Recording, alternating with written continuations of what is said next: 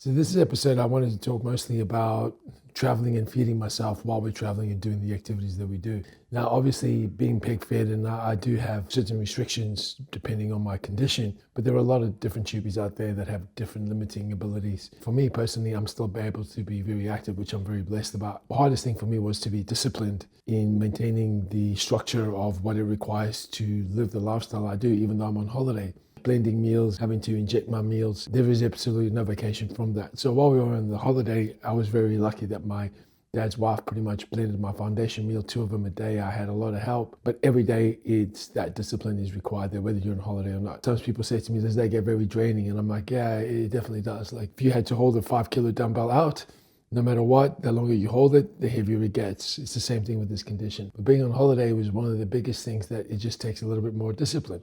So if we go out to a club or a bar, I still manage to sneak in a little bit of a drink on the side. But obviously if we have days that we're going to go out and explore, like we went to go visit Sintra, it takes a little bit more prep. So pretty much, I'm on my way to Sintra now, and this is what I have packed.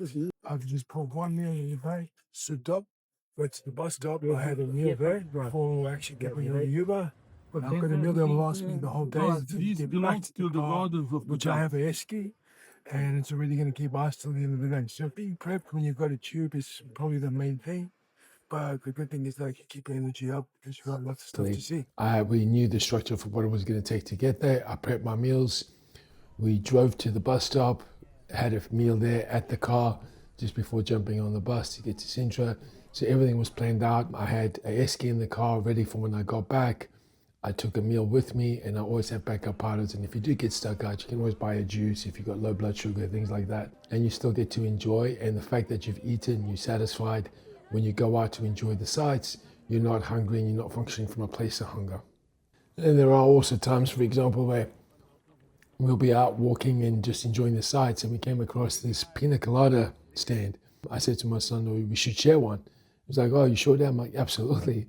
Beautiful day, gorgeous day. I still went and ordered myself a pina colada. I had a taste. It's like wine tasting, but wine tasting with pina colada, so I still get a little bit of a sip. Still feels nice. I still enjoy the flavors. I haven't lost that, so I make use of the gift I still have. But then I do inject a little bit of the pina colada as well. And people say, what was it? Because this is smooth enough, isn't it? You can pretty much look. And a lot of times if I am injecting and it gets stuck, I can just aspirate and get that unstuck. Yeah, I find myself a nice little quiet spot, and this is how I do it. So just because you don't swell, you're not on holiday, doesn't mean you can't still partake.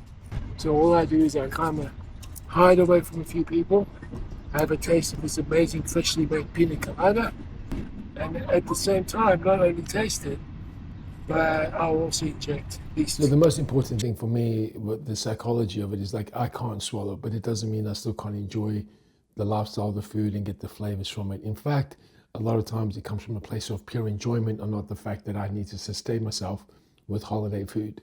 So anyway, guys, I hope you find that a little bit interesting what it's like traveling with the Tubie.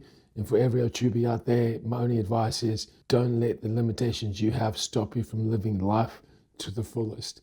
You can still do a lot of things, but you have to make that choice to oversee your limitations and look at what you can do. Otherwise, guys, safe travels, and catch you all on the next episode. Cheers.